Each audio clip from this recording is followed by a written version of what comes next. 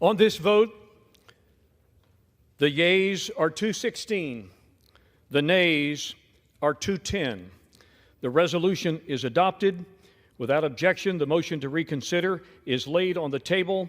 The office of Speaker of the House of the United States House of Representatives is hereby declared vacant.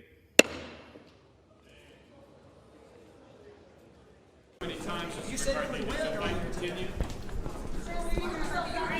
What did you say? Congressman Robinson says it mocks his Christian faith. Stanchion. Congressman,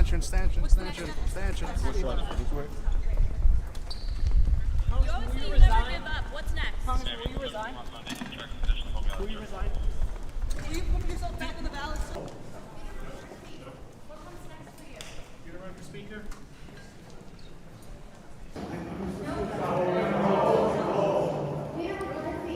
What comes next for you?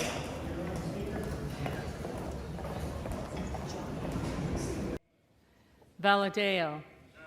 Nay. Van Drew. Nobody pull a fire alarm. No. No. Van Dyne. Kelly of Pennsylvania. Absolutely not. Nay. Kana. Yes. Yay. Kemlager Dove. Yes.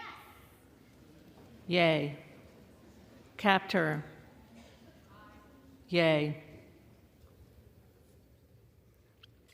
On this vote, the yeas are 216, the nays are 210. The resolution is adopted. Without objection, the motion to reconsider is laid on the table.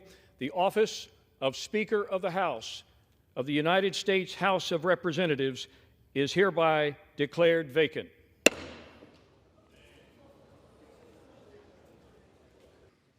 Mr. Speaker, my friend from Oklahoma says that my colleagues and I who don't support Kevin McCarthy would plunge the House and the country into chaos. Chaos is Speaker McCarthy. Chaos is somebody who we cannot trust with their word. The one thing that the White House, House Democrats, and many of us on the conservative side of the Republican caucus would argue is that the thing we have in common, Kevin McCarthy said something to all of us at one point or another that he didn't really mean and never intended to live up to. My good friend from Louisiana, Mr. Scalise. Gentleman from Louisiana. How many of us came here because we thought this job was going to be easy? How many of us thought the task ahead of us to address the problems of this country was going to be easy? One thing we did know is that if we were going to finally start confronting problems that had been ignored for years and years and years, we had to change the way that this place worked. And one thing Speaker McCarthy embraced from day one is to start making those kind of changes to this institution, opening up the process, allowing members to be more engaged, having amendments come to the floor, single subject bills, doing appropriations bills. Yes, making that happen overnight is not something that happens automatically, but it started to happen, and we are now seeing the fruits of it. Just last week,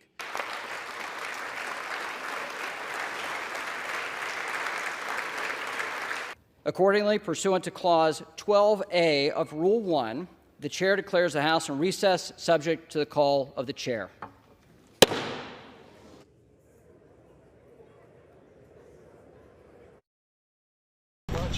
James Matthews from Sky News, Mr. Bates. What have you achieved today? Well, I mean, we heard Speaker McCarthy say that he wanted us to bring it on, so I guess we did. You said you didn't think we were going to succeed. So you have paralyzed the House of Representatives today. To whose benefit? People have called you a narcissist. People say that it's to your benefit alone.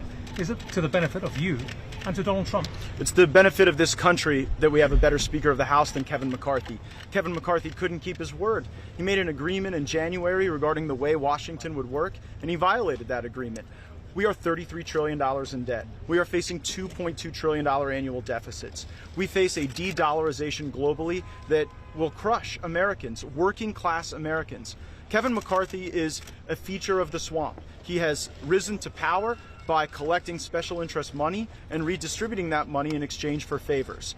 We are breaking the fever now, and we should elect a speaker who's better. Who should it be? Who should it be? You said last night that Steve Scalise was a name that you floated to potentially be speaker. Where do things stand right now? If not McCarthy, then who? Well, the stages of grief, I think, are in progress right now with some of my colleagues. I think there was a stage of denial, and I've certainly experienced a good amount of their anger, and now we appear to be headed toward bargaining. I think the world of Steve Scalise. I think he'd make a phenomenal speaker. Are you afraid of getting expelled? Are you afraid of getting expelled? I'm afraid of $33 trillion in debt crushing the working people in my district. I'm afraid of the dollar losing its status as the global reserve currency. If they want to expel me, let me know when they have the vote. Has anyone talked about that with you? 45 days left before we. Sorry, go ahead. We've got less than 45 days left before you have to pass a budget, which is something that you've been wanting to do.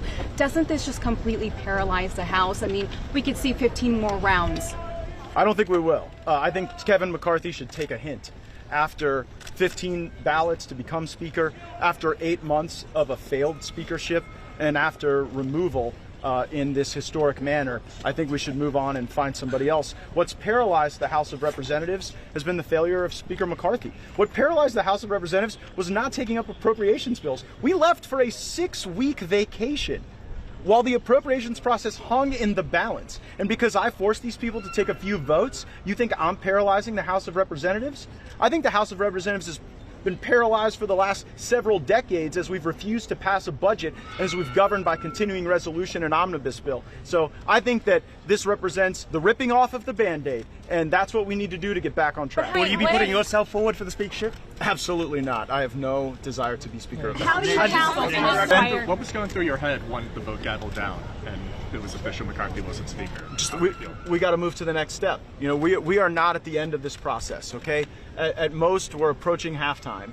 We've got to be able to assemble a governing coalition. We have to build from a place of trust. The reason Kevin McCarthy went down today is because nobody trusts Kevin McCarthy. Kevin McCarthy has made multiple contradictory promises, and when they all came due, he lost votes of people who maybe don't even ideologically agree with me on everything. Take, for example, my colleague from South Carolina, Ms. Mace. She has different views than I do on a variety of subjects, but what we had in common, Kevin McCarthy lied to all of us. He's already what has he said to you? Well, here's what I would say. Here's what I say. I think a lot of members are going to reflect on their thinking after this historic moment. I think anything that people have said before the McCarthy ouster is probably bearing less weight than the way people may be thinking about these questions after the McCarthy ouster. You had some positive comments about Steve Scalise yesterday and today.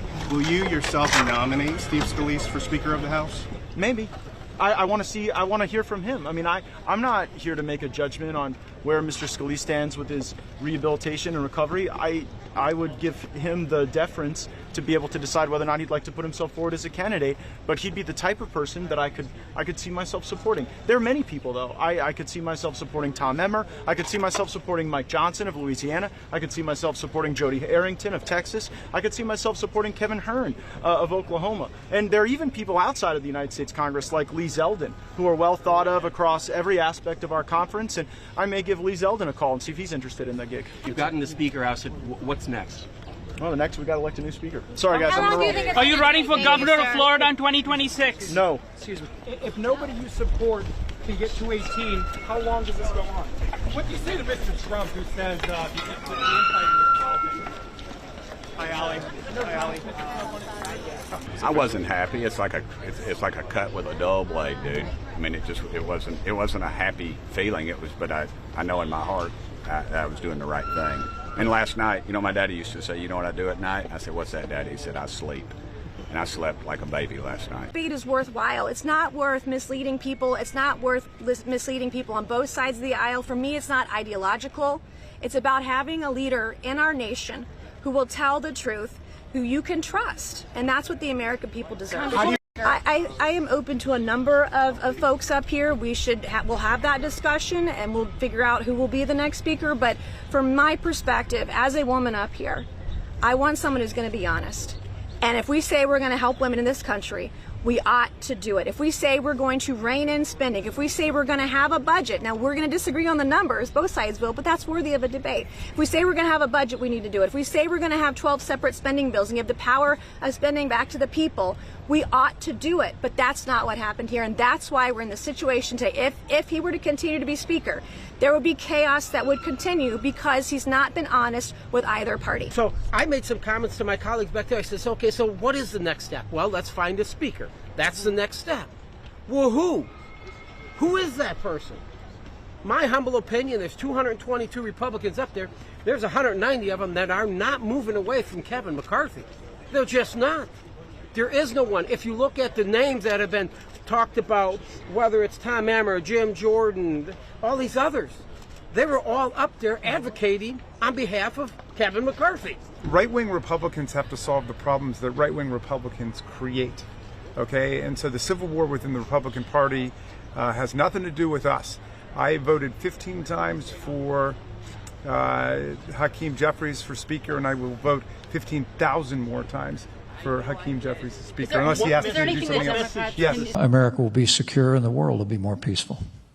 Thank you. And I'm going to interrupt with some breaking news. Mr. Vice President, Democrats have joined with Republicans to oust Kevin McCarthy from the speakership of the U.S. House of Representatives. Clearly, this is developing as we are talking right now, but with a development like this, what sort of a message do you see something like this sending to other countries about the stability of U.S. government? I mean, the Speaker of the House is arguably the most powerful member of that chamber. And what do you think this says to countries who are looking at what's happening here? Well, let me say that chaos is never America's friend. And it's never a friend of American families that are struggling.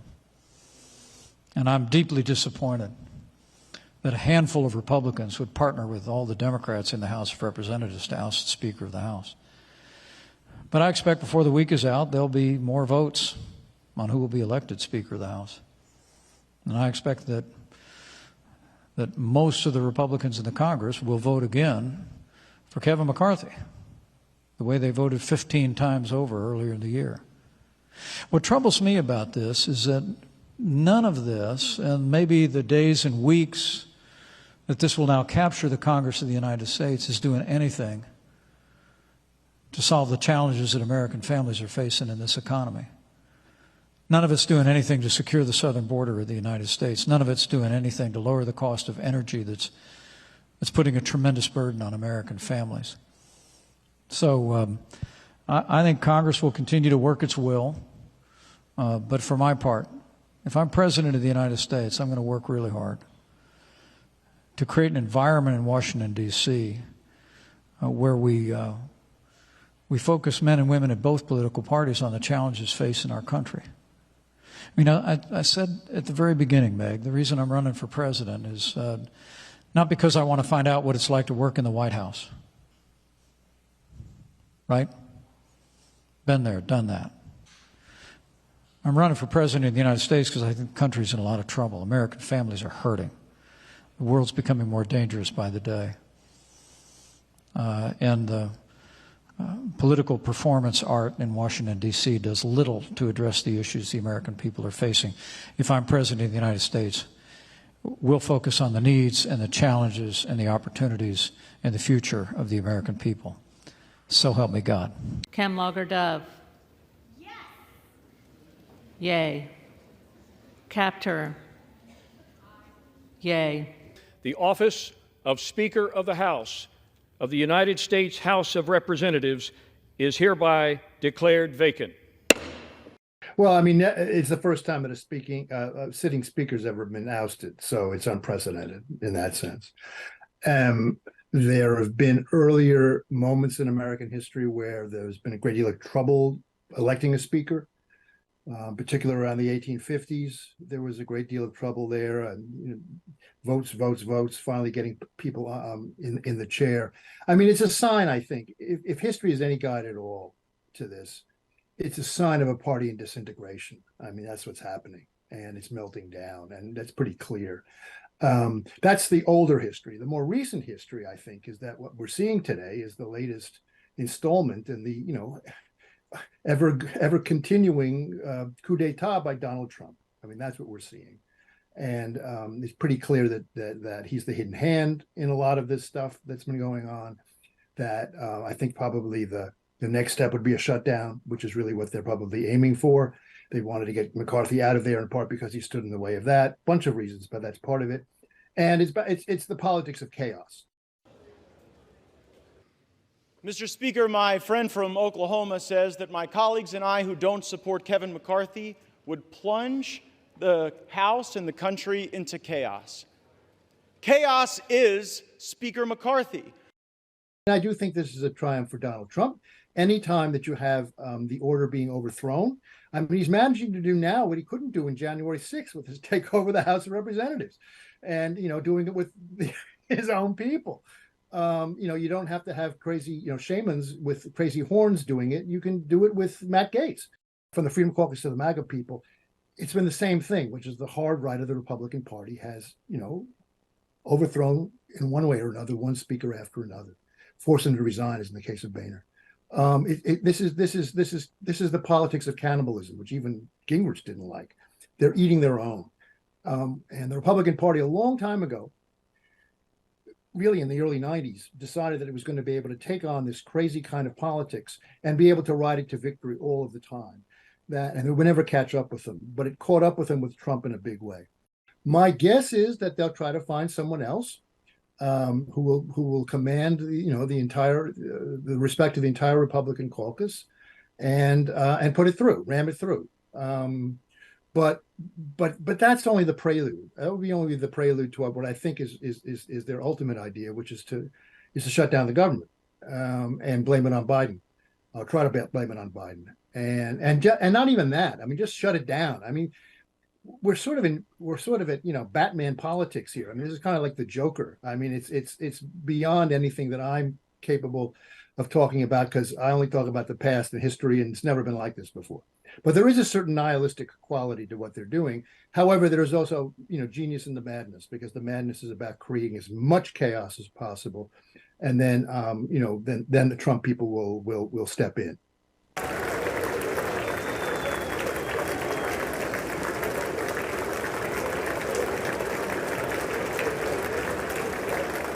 McCarthy was in an impossible position, but in the end, he is going to, he does vaguely believe in the country, and he believes in politics up to a point, but then he wasn't going to go that far. At the very last minute over the weekend, he brokered the deal.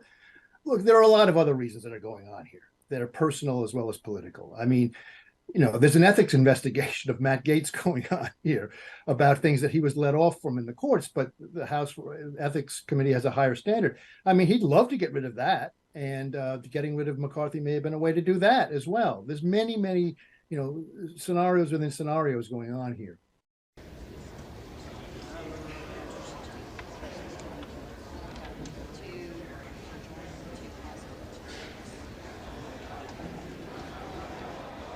If this is a prelude to shutdown, historically, shutdowns have not been very productive for the party that shuts down the Congress. I mean, this happened in the 90s, which is really the beginning of this history in some ways with Gingrich. And, the Republicans unleashed Gingrich thinking that he would do a good job against the Democrats. And then he decided to take the whole country down with him with two shutdowns that basically reelected Bill Clinton in 1996. So if you're going back on that precedent, if I was a Democrat, I'd say go ahead. The only problem is that we have to live with the effects of a government shutdown, which are very, very dire. And you don't want that to happen. You don't want to be the party that benefits from that, because everybody's going through a disaster, much worse now even than in the 90s.